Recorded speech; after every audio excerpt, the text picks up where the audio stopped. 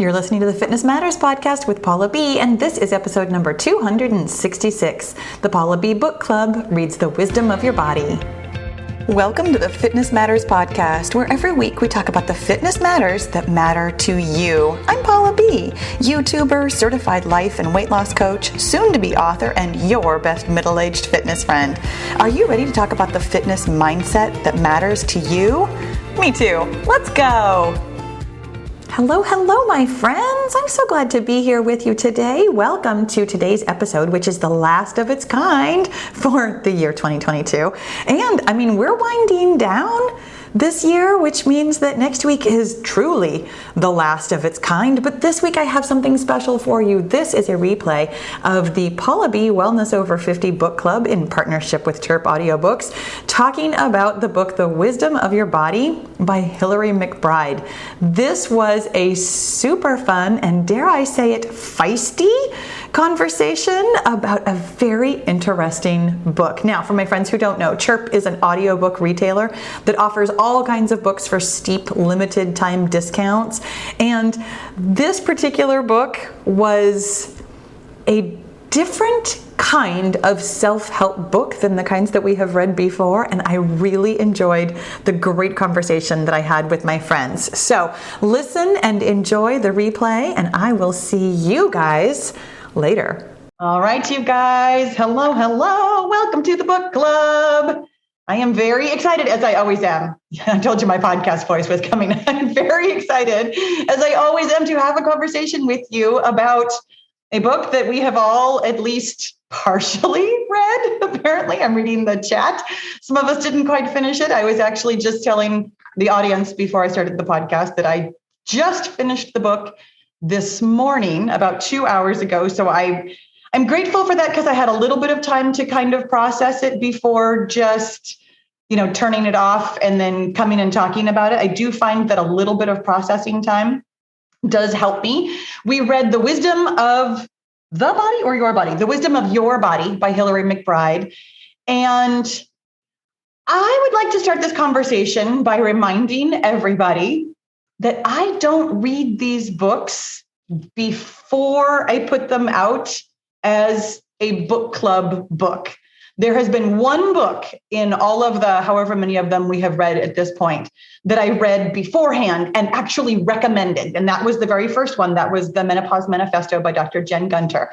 I loved that book. I read that one before I suggested it to anybody, before the book club was even really a book club, honestly. And so I do like to remind you, because I often get into these books and I'm a little surprised by them. I'm like, oh, I didn't know we were going there with this book. So I did not recommend this book like, oh, I loved it, you should read it because it's everything that I believe in. I recommended it as, hey, let's all read this together and let's see what you like, what you don't like, what challenged you, what didn't challenge you. I definitely found parts of this book to be more challenging. That is a question I'm going to ask you all later, but I am curious because, of course, I just want to start off with the big, broad question. Did you like it? Yes or no? It's kind of a simple question. There's, of course, always nuances to it. And I do want to let you know, especially for people listening to the podcast later, if you would like to simply chime in, you are welcome to just unmute and talk. We are not a huge group this morning, and this is the book club. Come and tell me your opinions. You don't just have to write in the chat. You're welcome to talk as well. Marianne said, not finished, liking it so far. Lori says, yes and no, with a question mark. Felt the same way. Tricia says she's not done yet. Sarah said she didn't quite finish it. And Julie said that she had finished it so long ago, she doesn't remember. And you found notes on your phone that, yes, you liked it. Okay, good. So it did jog your memory. I found lots to both like and disagree with about this book. In fact, I found a lot to disagree with. I often do. I realized actually that I read a lot of self-help books in a very contrarian way, that I am not reading a self-help book like, oh, tell me how to feel better. I want to know everything you have to say. I'm reading it like, is there some like one little thing that I can pull out of here that I can fold into what I already consider a very robust feeling of my own self-help? I mean, I am a self-help teacher. I feel like I have a relatively complete system. And so therefore, I'm not reading a book to be like, oh, I want this entire book to resonate with me in its entirety. I wanted to pull one thing out. And sometimes, I mean, on a really good book, I'll pull 2 or 3. So I didn't come to the book thinking I have to like everything. And I didn't, as I so often don't. But I also didn't find that problematic. I like the fact that I felt challenged. I liked the fact that I didn't agree with broad swaths of it. I liked the fact that it wasn't just a recitation of everything that I already think. So I didn't agree with it, but that didn't mean that I didn't like it. There were definitely nuggets for me to pull out. And I'm assuming, I mean, Julie also says I loved it for specific parts of it. Amy says I liked some of it. Exactly. I think at this point in your like self-help, self-discovery journey, do you kind of read self-help books the way that I do, where you're not trying to look to agree with the entire thing? You're not looking for an entirety of a philosophy. You really are just looking for, is there, a little bit that I resonate with? Is there something that I can fold into my life rather than do I agree with the entire thing? I see some of you nodding, but of course that doesn't translate to the podcast. Julie says, I'm looking for tell me something I don't know. Ooh, very interesting. I'm not sure if that's how I approach it. That sounds so open and curious, and I'm not sure if I come to it with that much curiosity, interestingly. Lori, go ahead. Yeah, I was going to say that I come to them now with, I just don't want to hear what you say better. So I liked this because it was a different perspective and it had some nuances to it that were different from what you tell us all the time. And sorry, not to, be all fangirly, but I think you're better at a lot of this language. So when it's just a recitation of the same stuff that you have already taught us, then I'm spend the entire time going, well, yeah, and also not as well said as Paula would put it. So that's why I like that part of it, but then also I found myself in this one and in a few of the others, but in this one really responding like strongly to other parts of it and being like, why is this in this book? And why, and also why did the publisher not like actually tell us what this book was? We're so going to get into that. We're so going to get into that because then I'll back. So that's basically where I was. Yeah, that's interesting. I love it. Sarah says, I think I start off thinking that I will disagree with it. Sarah, you and I are like the same person in different bodies so often. And this is definitely one of those times because I absolutely, this is kind of what I was saying about, I'm glad I had a couple of hours to assimilate it before just hopping on here and being like, everything about that was crap. Because everything about that was not crap. There were definitely parts I disagreed with, as I frequently do. And coming to it like, how can I be open? Like, was there just parts of this that challenged me that I can then really open up to? Because as I often tell you guys, the reason something feels challenging is because it's different than you already think. Your brain rejects something that is so new that it just automatically wants to disagree. So I do frequently have to remind myself to be open and really listen for why I'm disagreeing as opposed to rejecting something out of hand. Tricia says, I'm further along than I thought, halfway done. I thought chapter 4 on how we see our body from the outside. I'm thinking about my body inside and out differently. I agree. Me too. Amy says, I liked one thing in the book. Oh, I'm curious about that only one thing, but I liked one thing in the book. The idea of I am my body versus the Cartesian view of I am my mind. I had a lot to say about that really specifically also, that I thought it was very interesting the way she pulled it apart. And I'm gonna actually express that a little bit later because I really wanted to get to just more of a general right now, and then we'll really dig into the nitty gritty. Sally says, I didn't get beyond the preview sample, decided that it wasn't worth the full price and couldn't find a discount way to buy. I love it. I'm so curious now what the discount sample was. What part of the book was it that you were like, nope, not gonna? So fun. Julie, how did you feel about it?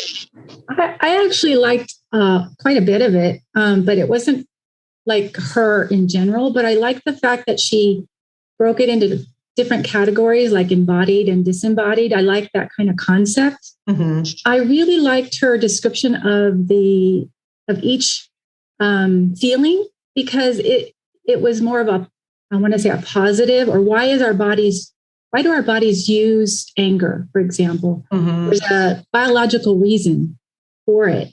And so I actually copied all of that out because I think of anger as negative. So it kind of challenged my own concept of anger and my own concept of fear. And it opened my mind up about those feelings. So I took things out of it that I really liked, and I left the rest. Yes. Which, I mean, truly is what I always encourage with anything. And so I do love that all of us, it appears, came to the book looking for, let me just find what I can agree with and put into my own practice versus what is the answer, as though there is such a thing. I love it. There was another part where she said, this is my body, my body and my mind can be friends. And I've been thinking about that already. And so again, it was like, oh, I want to make friends with my body. She's giving me that more meat about that, right? Mm-hmm. From a therapist point of view, I would say. Yeah. So I think her viewpoint was very therapeutic and very different than what we do here. And I could appreciate that, having gone through some very painful things in my life. I can understand the importance of therapy, kind of like to jar you out of it. But the real practice that we do is like that ongoing, everyday thought process and feeling process. So it's the concepts I got out of it. And then, like I said, the rest I just left. I love that. And I am going to actually, I have a list of questions, and we're definitely going to talk about exactly what everybody pulled out of it. Sarah, of course, because this is the next question that I'm going to ask. Did you read via book, or did you listen? I only listened. I mean, our book club is in partnership with Chirp Audiobooks. And so I do get the book from Chirp Audiobooks. I listen to it on audio. There have been a few, at least, that I wanted to both read and listen to because, really specifically the one that I'm thinking of, How Emotions Are Made by Lisa Feldman Barrett. That one, I had to see it visually. I heard what she was saying, but that one was very much, I needed to read it. Menopause Manifesto, I both read and listened to. I feel like there was at least one other one that I read and listened to. This one was just listen. And Sarah's comment, I don't think I actually read the entire thing, said that I also had to get past the reader's vocal fry. That was too much, in my opinion, which I think is very interesting. That really does change, in my opinion, the perception of the book. What was it, Bob Litwin's book that we all kind of were like, oh my God, that man reading it was so condescending. Like, just the narrator really influenced how I felt about that book. And I agreed with all of the concepts in that book. That was one of the most agreeable books that I had read for the book club, but that narrator was hard to get past. I felt like this narrator was fine. Trisha says she listened. Lori said only listened. Julie did both. Interesting. Amy says I listened at 1.3. So I'm not sure what her voice actually sounds like. I will tell you. Again, I finished it just a couple of hours ago. By the time I was getting through the last 2 or 3 chapters, I was listening on 1.7. so it was very high-pitched. And I will tell you that one of the things, Julie says paperback this time. And listened faster than normal, a full-on mansplain. Yeah, that coming back to the Bob Litwin one. Julie says, I like the written version better. And, I do wonder, because, again, I found plenty of things to disagree with in this book. I do wonder how I would have perceived it in written form versus audio form. And this is something I always wonder about. When you take something in the first time as one sort of perception, because of course, reading, I'm going to hear it in my own voice versus listening, I hear it in the narrator's voice. And I do have opinions. I mean, intentional and unintentional, I have opinions about the voice and what it means. I mean, this is what our brains do. They make meaning. Sally says the untethered soul was bossy. Exactly. And Sarah says, I'm not an audiobook person, but I knew I wouldn't get through most of it if I read it instead of listening. Interesting. Yeah, sounds like chipmunks when you listen to it on 1.7. Well, and I will tell you that I thought the narrator was fine. I didn't have any like specific problem with the narrator. It always is interesting to me to listen to a book that has so much personal experience, and you know that the narrator isn't the author. I mean, this was a narrator. It was not the author.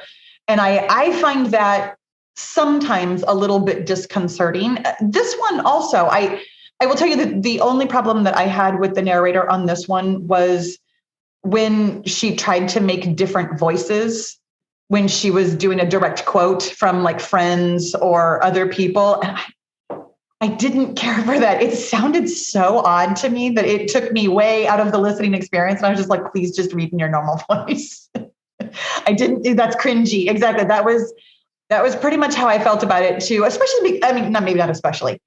Several of the voices that she was, in my opinion, trying to imitate were male voices. And as a woman trying to imitate like a more male sounding voice, I'm going to use the word disrespectful, and that sounds so much stronger than I mean it to, but it just didn't sound quite right. And I didn't care for that particular part of the narration.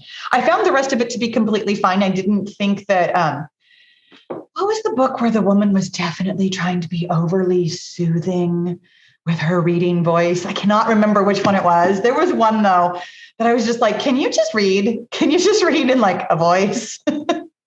So I do actually have lots of opinions about narration, and it does definitely color my opinion of the book itself. Excuse me. And taking us out of this conversation just super, super quickly, I actually just found out that the audio rights to my book have been sold. So there will be an audio version of my book. I'm very excited about this. I actually already thought there was going to be an audio version. So I've been telling people, oh yeah, there'll be an audio version. No, apparently those rights had to be sold separately, and they just were. So yay. And I do get to audition to be the narrator. It is not guaranteed. I have to audition for it. So I will be auditioning sometime in like the next couple of weeks. So fingers crossed. Because I want people to dislike my book because they dislike me, not because of the narrator. So you guys, let's get into a schmaudition. I love it. I totally agree. I tell you what, I'm thinking about making my own version anyways, whether or not I get to actually do it just for friends and family, just so you can hear me read it.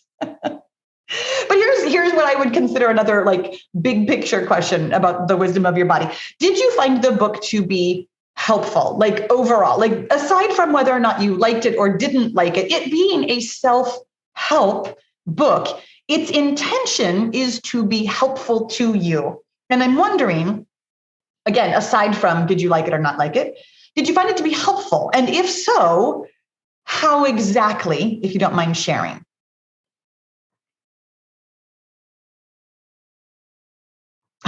Julie says, nope, because until my notes, I totally forgot I read it. Oh, so funny. And Lori says, mildly, damning with faint praise. So interesting. I personally found this book to be rather long on setting up the problem and rather short on offering a solution. And that to me made the book feel less helpful than some of the other ones. Having said that, though, her setup of the problem definitely sparked lots of thoughts for me about, is this actually a problem? Do I even agree with your problem? Not necessarily do I agree with your solution, but do I even agree that what you're saying is a problem that needs a solution? So I didn't find it helpful in the way that I think the book was meant to be helpful. I did find it helpful in that I had lots of thoughts about it that helped me kind of clarify my position on certain concepts and ideas.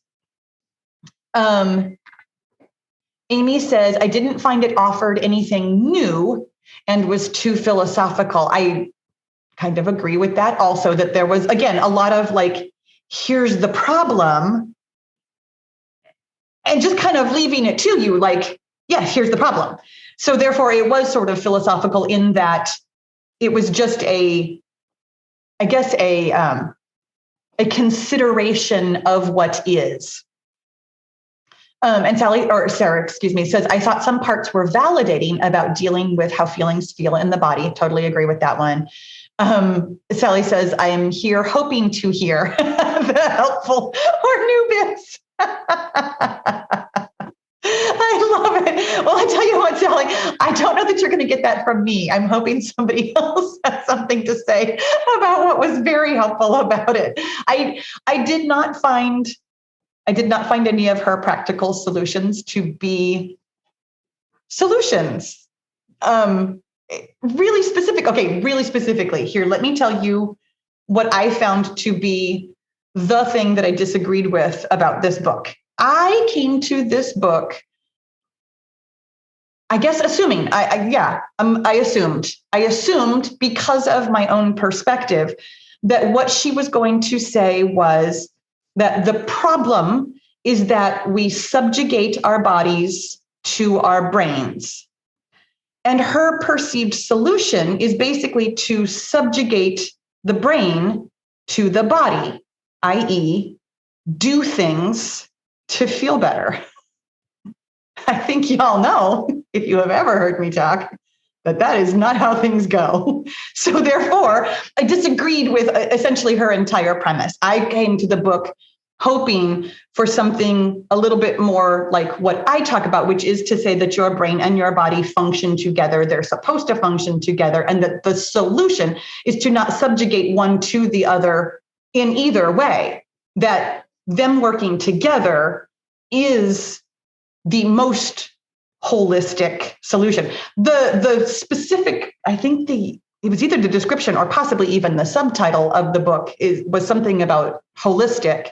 And so therefore, that's what I thought. I thought we were going to talk about mind-body connection the entire time, as opposed to, no, you are not just a brain. It was much more of not just your body, but I mean, when she really blatantly said, your brain lies to you, oh, sorry you just said that, because I disagree. I could not possibly disagree more. So yes. I did not find her helpful bits to be as helpful as I was hoping for, because essentially all of her helpful things were go do things so you can feel better. Lori says, I thought it was very clear on inhabit your body, but wasn't sure that the rest of it fit with that. Well, that is very interesting. I'd love to hear your thoughts on how her advice didn't seem to support the premise of inhabiting your body. Interesting. And Amy says it was written like an academic paper. I do think that could be, I do think that's how she approached it. I do think that she came at it like, I'm going to teach you something and I have the authority or the expertise rather to teach you something. I definitely read it like that as well. Julie says, in the written form, there are sections with practical ways to get in touch with your body. Yeah, that was in the audio also. And again, it was do stuff to get in touch with your body, which I don't entirely disagree with, but it's not the answer that I offer. And Barbara Lee says, nope, didn't really give much of solutions. Science was interesting, but I'm not sure I believe it all. I agree, especially when she started talking about primary emotions. Like, oops, that's been debunked. Oops. And Sarah says, I was definitely interested in the science section. And Sally said, lots of you are only in your body in the preview sample. Oh, interesting. So yeah, again, I'm so curious now about listening to that preview section. And I can see, Sally, why you probably were like, no, this is not the book for me. I can understand that. I think having, I know you, knowing you as I do, I don't know. Well, knowing you as I do, Sally, I think you would have found something in the book, as we all did. I think everybody who read it found something to be interesting, helpful, practical, fun to argue with, etc. Tricia, go ahead. I was just going to say, I think that every time we do one of these books, or probably anything that I read that's in this world, I layer your teachings right on top of it. And so I make it fit on there when I hear it, And what I liked at I actually kind of even liked her first story where she talked about being in the therapist chair or be in the office and getting therapy. And for me, what it connected was she was talking about her body language, but because of how we think, how we show up. And I was thinking about that chain of how it does produce our actions and almost noticing your actions, noticing what you're doing with your body and how you could reverse engineer that. So I think that's where I was thinking. So I automatically assume, oh, here's a concept. Let's apply it to what we do. Exactly. And even the trauma, because I was listening to it this week at work, and the one where she was talking about trauma responses and stuff, and I'm not quite as, I've experienced things, but I'm not quite as familiar with how things kind of work or could possibly work. And I just thought that was also a little bit interesting. It just I felt like I built awareness. I don't know that I learned a process of what to do or to solve anything or, steps, but I gained some awareness. And I think that's what I got from the book. Yeah. Which is, if you've ever heard me talk about this, that is often our entire premise. Like that is what we come to this work for, is awareness, as opposed to necessarily finding a solution or feeling better. So I'm really glad that you brought that up, because I hadn't quite thought about it that way. I was really looking for a tell me what to do. And then I disagreed with everything she told me what to do. Because her answer for a lot of things seemed to be go dance. And I'm like, oh, that doesn't really apply to me. It's too bad. Because it kind of ruled me out from wanting to feel better, if that's my only solution. Lori, go ahead. So you asked me about what it was that I was finding at yes. Conflict. So, and I come to this as someone with fairly liberal points of view and whatever. So I should have been really in on this, but it seemed really odd to me that she spent a very large amount of time, it seemed, talking about bodies that don't feel comfortable in majority spaces, right? Like, so she talked a lot about people of color, and she talked a lot about sexuality, etc. And that would be an interesting book in a different context. But for me, what it was basically saying to me was, and therefore you, with your majority body, you should feel ashamed of existing, and you should feel uncomfortable in those spaces and be more open to letting other people into those spaces. Again, all things I actually agree with.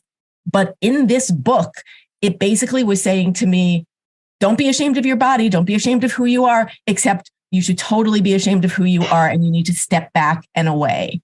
And so I heard a lot of trouble with that. I heard a lot of it like that, in a little bit broader sense, not necessarily from those chapters. That was actually, I will tell you that those chapters were the most challenging for me also. And it's something that I don't feel like I have thought enough about to articulate fully. It's definitely something I want to come back to and spend a little bit more time with, because there was definitely reaction as opposed to thinking and consideration. And I'd like to think and consider versus react to a lot of the things that she was talking about. I agree with the way you heard a lot of her tone. This was probably my biggest problem with the book in general, was I felt, spoke out of both sides of her mouth with, I'm not blaming anybody, except that I'm totally blaming the patriarchy and systems and men and white people. And like, okay, but you are blaming, you are like it got a little uncomfortable. uncomfortable sometimes with the blaming, in my opinion, because, again, my opinion, and my opinion was informed in the first, I think it was the second chapter, when she informed me in no uncertain terms that I, as a member of the diet and weight loss industry, am racist, I am fat phobic, and I make people feel bad about their bodies. I had a really hard time with that. I put the book down for a week and a half after I read that part. I was just like, oh, I'm going to read this later. I'm going to put this down, and I'm going to hear what you're saying. And I'm also going to filter what you're saying through the lens of, I disagree that people make people think things, feel things, do things. And that, to me, really was the whole premise of the book, was you do things and feel things because systems, people, and things outside of you have made you think and feel this. I struggled with the message, like the way that message was presented. And yet again, like you said, I agreed with a lot of like the overarching premise of it, which is to say, we can, if we desire, open ourselves up to other perspectives. We can, if we desire, open ourselves up to paying more attention than is given in, broad society to other in big air quotes, bodies, that opening ourselves up to experiences that are outside of what we would be normally, naturally, and without thinking and without intention, only exposed to. I do find that to be helpful. I do find that concept to be helpful, that listening to all kinds of voices and thinking about all kinds of bodies, I do think that is, I'm not going to say innately good for all people. It is simply something I desire for myself. I don't agree that it is good for all people, because I don't agree that anything is. I do think that all people get to decide for themselves what they would like to experience intentionally or unintentionally. Most of us in the world only experience things somewhat unintentionally. We live our lives, we hear what we hear, we take in what our parents have told us, we take in society and messages and TV and magazines. And it really is the intentional desire to live and think differently that leads you to expose yourself to differences. And I don't think everybody wants to live intentionally. I don't think that's fair for me to say that living intentionally is the best way or the only way or the way that you should. I think it's the best for me. It is what I share with you. I love telling you how to be intentional. I love opening up your ideas to the world in a way that you can be intentional with what you want. But I don't necessarily think that that's what everybody wants. And I don't think it's my place to tell you what you should want. Julie says, so funny, because the diet industry stuff, I was like, are you the pot or the kettle here? I felt like that for some of it too. It's like, I don't think anybody should tell you what to think except me. I'm going to tell you what to think, which is, to be fair, this is something I struggle with also. I try really hard to stand right on this line of being, I'm going to offer you something incredibly prescriptive and specific. And also, by the way, you can make it yours. Please do, because I'm not right. You are. Like, it is difficult to be in the self-help space and really walk on that line of, I know better than you, but I absolutely don't know better than you. I know some things, but I don't know everything. I know how to tell you how to do such and such, but it's not necessarily how you're going to do such and such. Like there is a lot of push and pull there. And having just gone through the final edits of my book, where my editor really took out so much of my language that was very, well, kind of, well, sort of, well, you can figure this out. Well, here you go and make it your own and things like that, where she was like, we are being more authoritative, coming from more of a place of expertise. And it, to me, changed the tone of my book also. And I do think that is how books read in so many ways. I do think that we put out books to tell people what to do, even if we're telling people to figure it out for themselves. Barbara says, I'm curious about your thoughts on the generational trauma. Boy, do I have lots of them. And I will tell you that that was also a very challenging section for me. I don't feel like I know enough to speak to that with any level of anything other than I've read a couple of things. And I got to be honest, I'm going to leave it there. I don't want to agree or disagree. I would prefer to say that this is not the first time I've heard of it. I felt like it was presented as fact in a way that I don't know that we scientifically are in a position to present something as fact quite like that. And for me personally, that was, again, one of the parts that was very challenging, and also one of the parts where I thought to myself, I am very curious about this. And this is something I'm going to kind of tuck away and do a little bit more thinking and some more actual reading. In situations like that, I definitely prefer to go to the source. I prefer to read the primary research as opposed to reading what I consider basically third-hand information in a book. I don't know whether or not the author, because she didn't explicitly state, I don't know whether or not she has read the primary sources, or if she has read, I can't come up with the word. I'm going to say synopsis because that's the closest thing that my brain is offering me right now. I don't know whether or not she has been involved in the actual research. I don't know if she read the actual research, or if she has, like the rest of us, read an article on the internet and thought, oh, that's really interesting. I'm going to take that in as fact.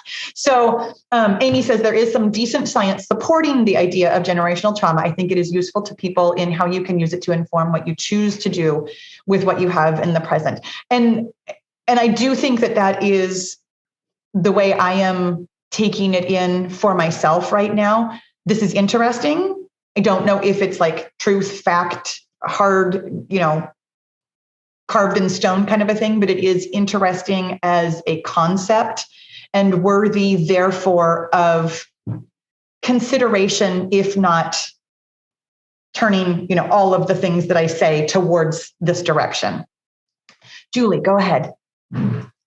I thought one particular scene was really interesting because it almost validated what I learned from you and not what I learned from her, where she was getting ready to present at a conference and she was really nervous and she couldn't settle her mind. So she pulled all of her tricks out of her bag of therapeutic ways in which to get herself settled. And then she went for a walk and she settled down and she started to focus on her thoughts.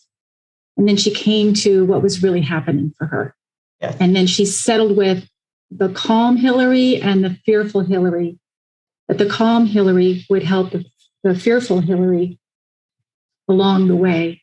So she let go of all the stuff that she was purporting to say that was working for her. And she came back to a more simpler approach. And she found a way, like the light bulb went off and the new thought came. And she settled down. So like things like that really, I wish she would have put more examples of whatever she was saying because she talked a lot.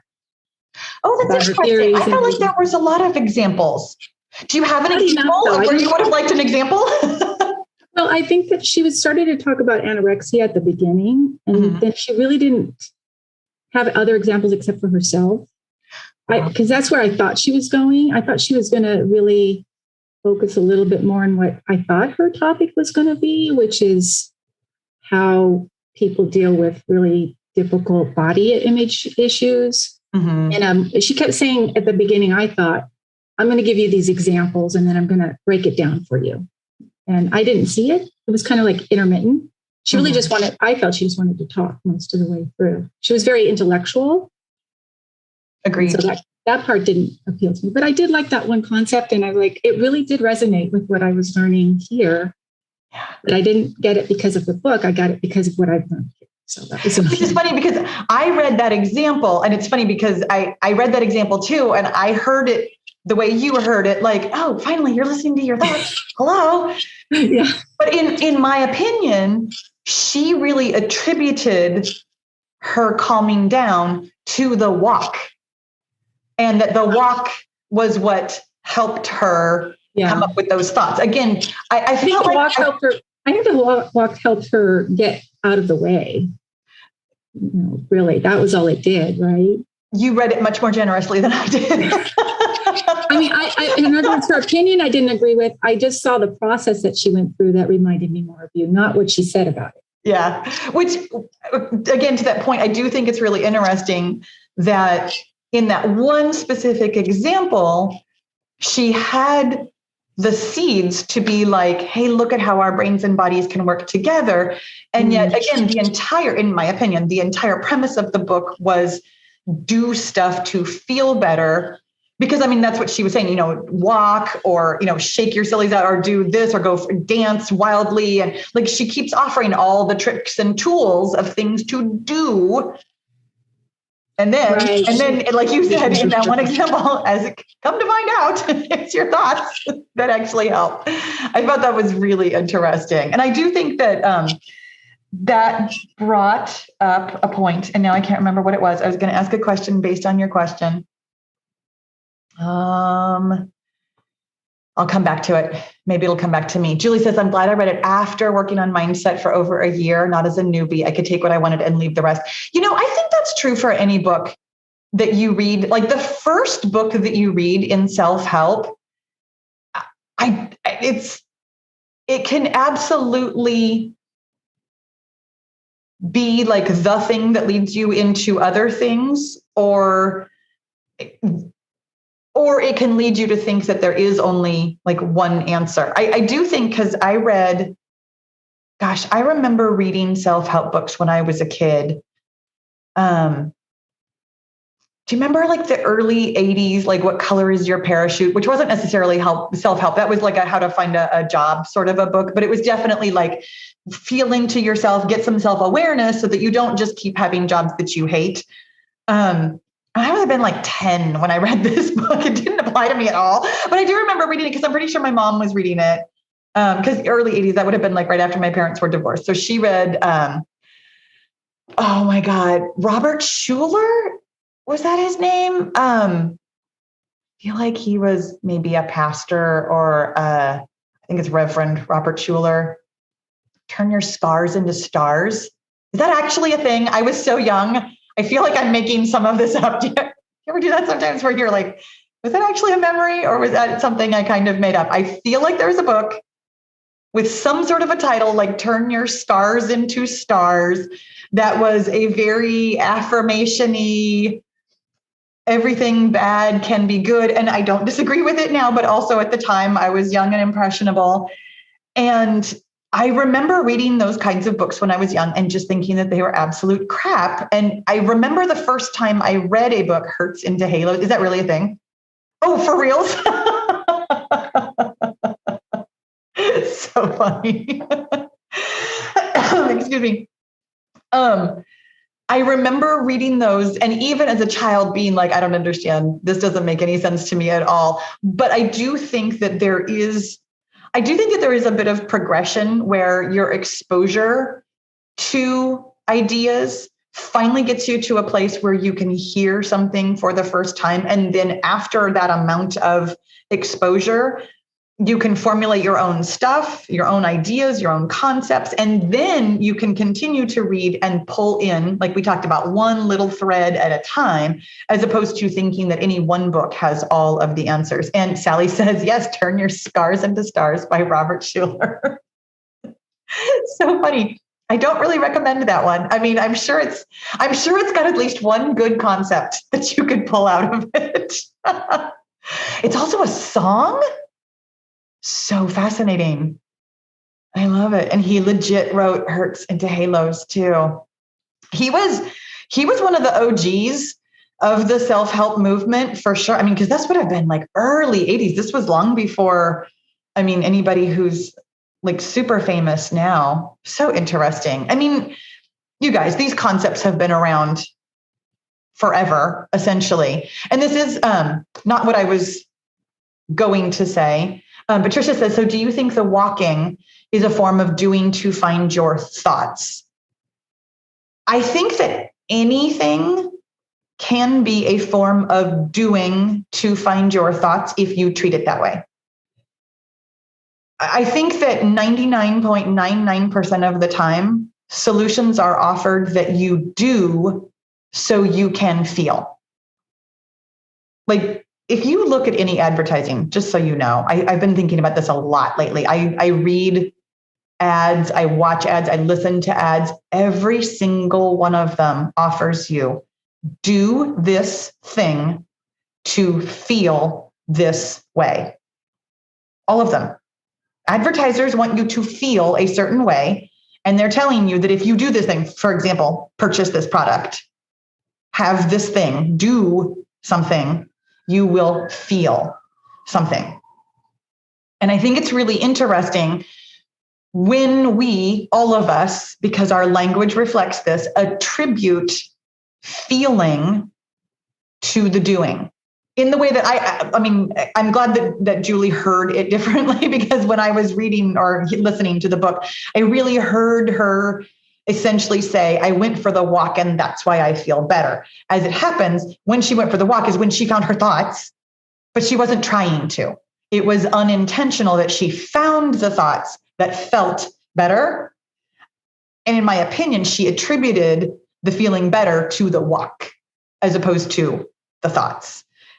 So, and that was my interpretation. I was listening on 1.7 at that point. So I probably missed a lot of what she was actually saying.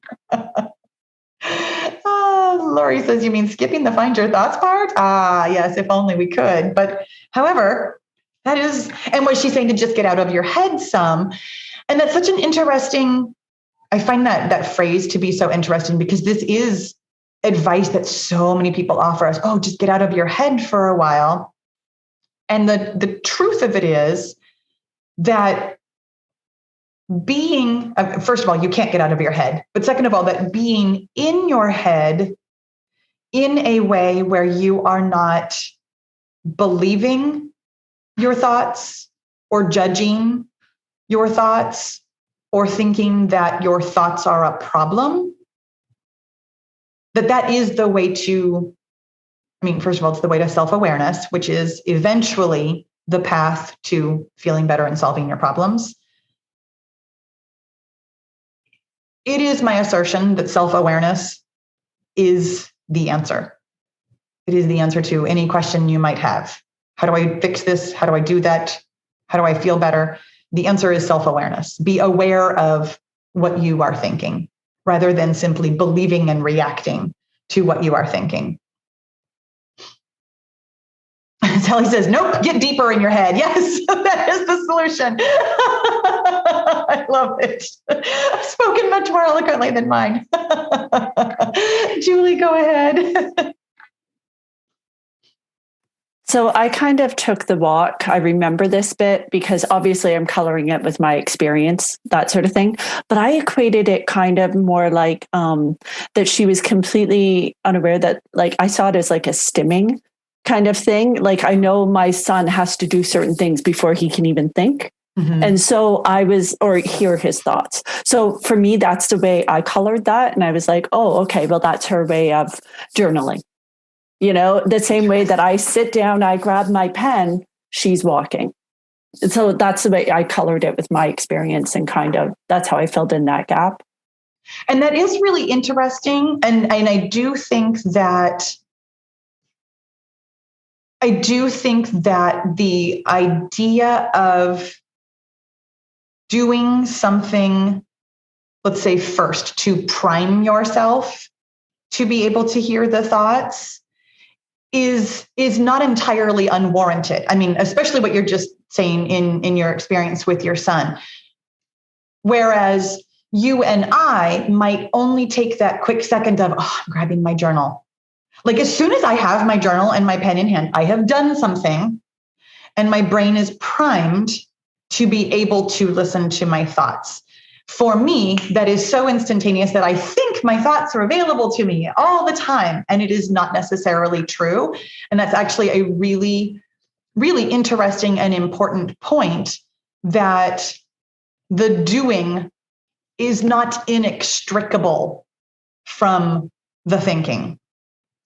And I do think, again, this is where I really thought the book was going. That's what I was going to ask you guys, because I think all of us in one way or another have expressed that we felt like the book was going to be different than it actually was. And so I'd love to hear your opinions about what you actually expected from the book. So I will tell you what I expected from the book was much more brain-body connection as opposed to body above brain. I mean, I don't disagree with her premise that subjugating the body to the brain is problematic. I disagree with her solution that subjugating the brain to the body is the answer. I personally truly believe that connecting them both and seeing both of them as having equal parts of information and helpfulness feels like the answer to me. And so Barbara says maybe and I apologize, Barbara. I don't know if your last name is Lee or if that is your first name, Barbara Lee. So I keep going back and forth on which one I'm going to call you. If you want to clarify with that for me, I would like to call you by your correct name. But says maybe the dancing or movement is for the body what journaling is to the mind. We need both. Okay, so I will call you Barbara. Thank you for clarifying.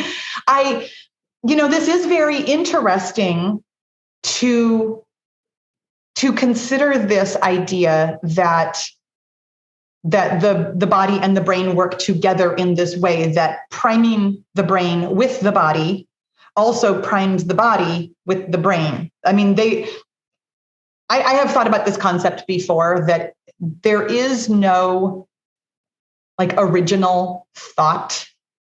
You have thoughts that create feelings, and then you have thoughts about that feelings that create more feelings, that create more thoughts, that create more feelings, that create more thoughts, that create more feelings, that create more thoughts. It's a very chicken and an egg thing, that chemically speaking, your thoughts physically create your feelings. But then because your feelings are a perception that your brain perceives and creates more thoughts about, they are inextricably linked. There is no thought without feeling. And frankly, there is no feeling without thought, that they do feed off of one another. And therefore, the doing is part of, or can be part of, finding the thoughts. Can a body have self-awareness without the mind? That's such a good question. I wonder. I'd be surprised, which again is why I came to the book looking for a little bit more equal footing, because the brain and the body are inextricably linked. I find it to be, gosh, that's such a good question. Can a body have self-awareness without the mind? And frankly, without making meaning of it, because that is what the mind does. So Sally says, yes, I was looking for a body-mind approach. It did say holistic.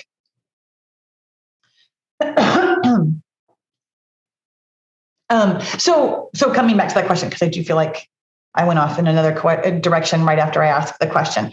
What did you expect from the book that was different? I did not expect an entire chapter on sex.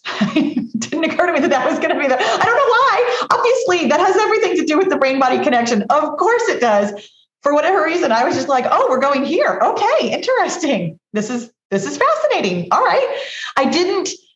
And again, had I done possibly any actual looking at the book, I did not expect it to get so religious at the end either. It didn't flummox me. I just was like, oh, an entire chapter.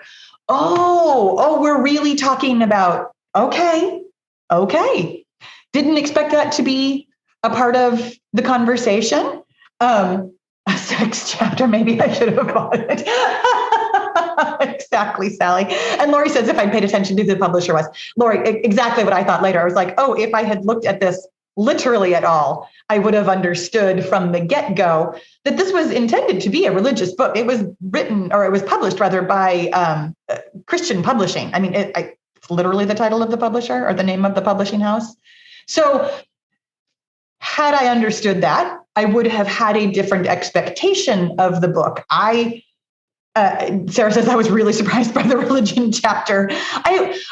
Specifically, I was surprised by the religion chapter because of so much of the context of the rest of the book. I was expecting a little bit more of your religion is all fine, as opposed to, no, this is how I see it through the Christian religion really specifically. And I was like, okay, so this is where you're getting a little bit more narrow focus, where I would have preferred to see a little bit wider focus. And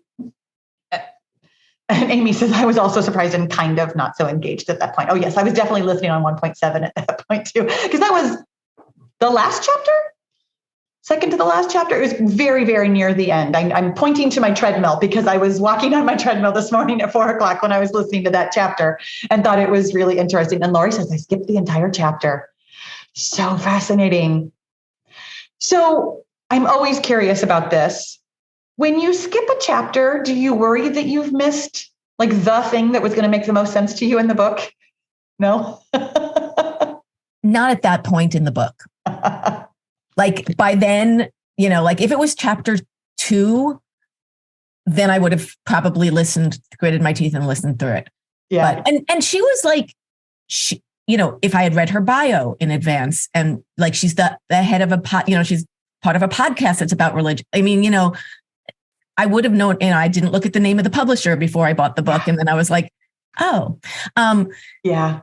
So it's not like they sold me a bill of goods and, then like, it was, I didn't do due diligence on it. And she was very clear at the beginning of that chapter. I have a particular faith perspective. Yeah. I don't feel I could do justice to somebody else's faith perspective. Yes. So I'm going to give you mine. And in the hopes that it is going to be useful to you. And I chose, I have my own thoughts and feelings. And especially during this particular season of the year, I was just like, I can't, I will lose my, and I will judge her harshly for it. So I'm going to back off of this chapter. Interesting. And by that point, I realized I wasn't going to miss anything that was essential to the rest of the book, because it was the rest of the book. Okay. See, and I thought it was very interesting that she went out of her way on so many of the chapters to be like, this is my experience. This is how I think. This is how I feel. This is my perspective. This is my bias. I have examined my bias and understand that it is bias. Oh, except when she was talking about the diet and weight loss industry. It infuriated me. It did not. I had thoughts.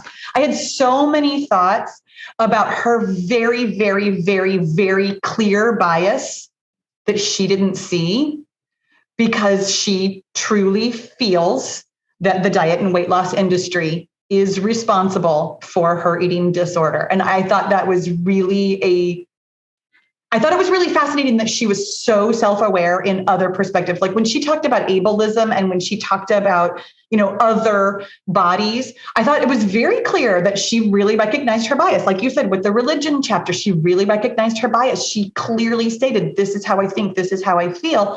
And also the diet industry is bad and you give people, eating disorders. So it's like, okay, there's work to be done here. Hillary. And people really can't see their own biases, which is absolutely true. And I don't either. And I don't even pretend to, honestly, I often don't acknowledge them when we are having these conversations because I haven't examined so many of my own biases. It really is just very easy to point out somebody else's. Sarah, go ahead. Okay. I just listened to the religion chapter yesterday, and as a Christian myself, I felt like she started off by, quoting, just taking bits of the Bible out of context to some extent, because you can't, you might find one verse inspiring, but you also can't just talk about that by itself.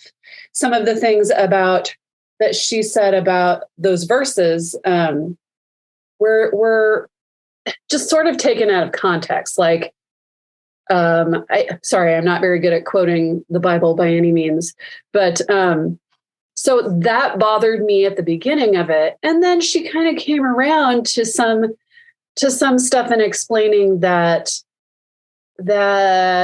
your body is a temple. And so is a temple for God, that God dwells in you. And I did like that part because I have studied that some, and I personally agree with that.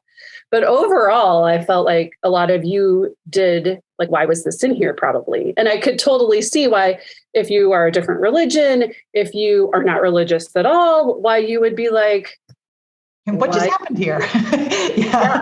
And so I totally see that. I see that for those of you who, like Lori, and but I agree, it wasn't that helpful of a chapter. I was just kind of like, okay. I wonder if it was, though, for some people. I mean, and this is something that I mean, having just wrestled an entire huge, broad topic into a book, I have some sympathy for how deep and how wide she was trying to go.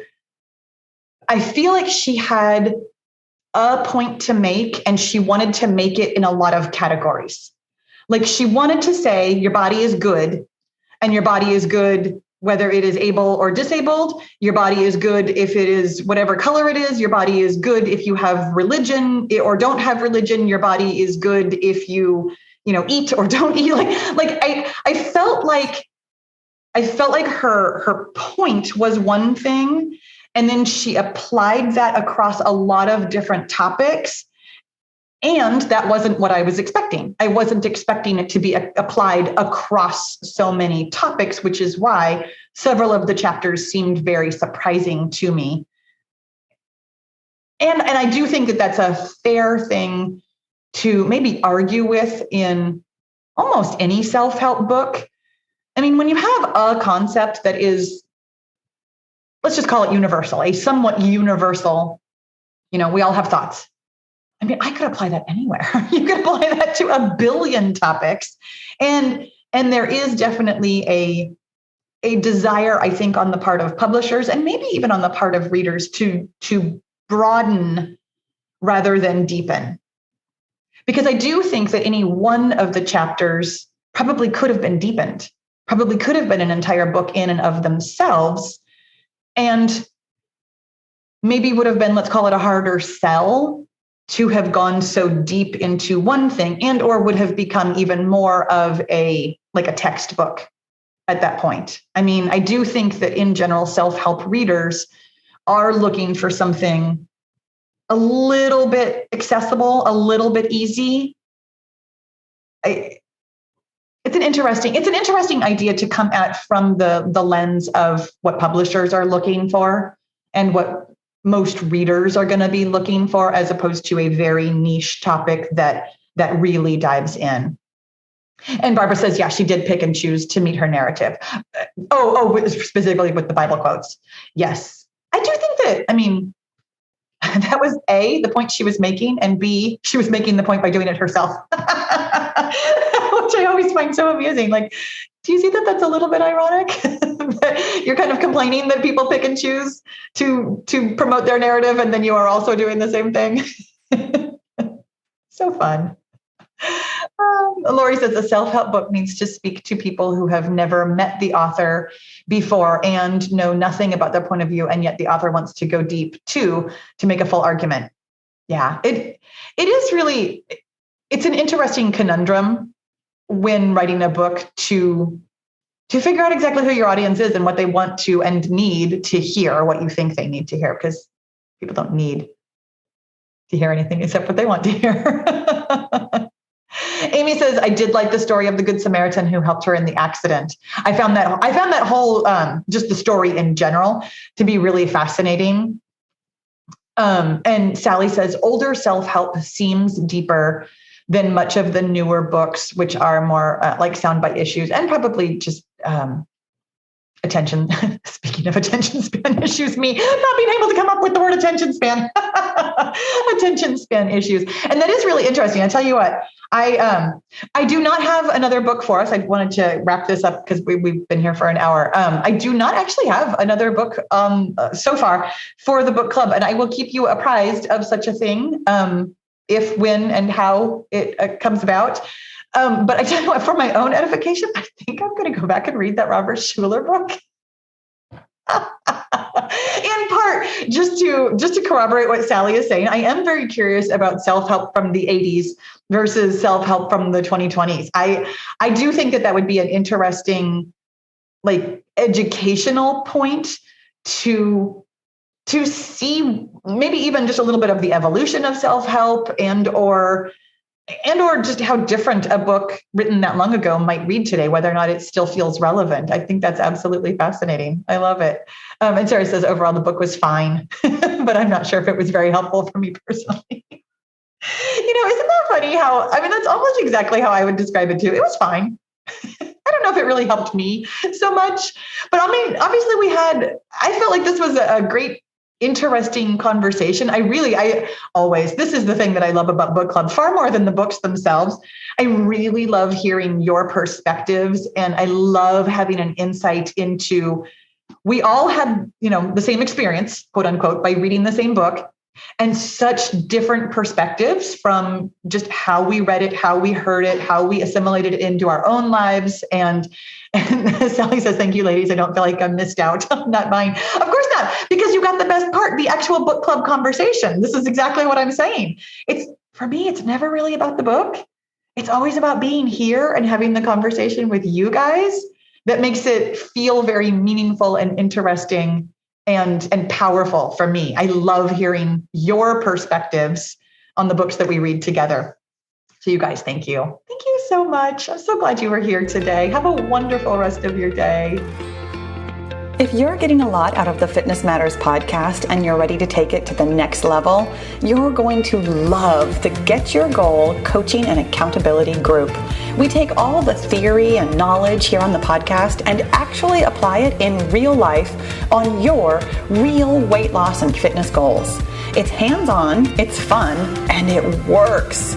Find out more at paulabfitness.com/get-your-goal. And let's get your goal.